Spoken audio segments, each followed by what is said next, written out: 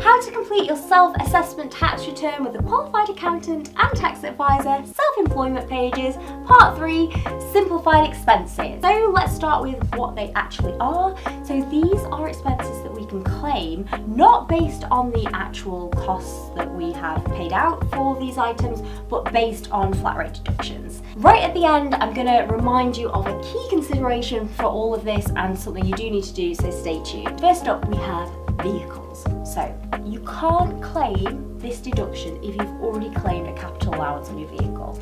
If you haven't, then you're going to be able to claim a deduction based on your mileage. For your first 10,000 miles, there is going to be a deduction of 45p a mile. For anything over the 10,000 miles, there's going to be a deduction of 25p per mile. Then we have working from home.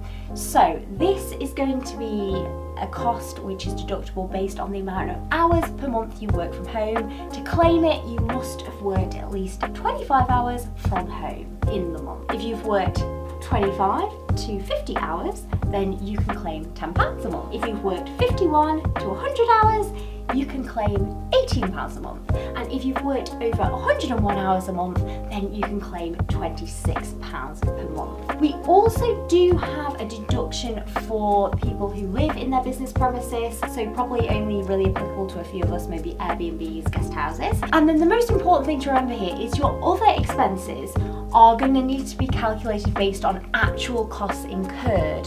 So you need to make sure you have all your records ready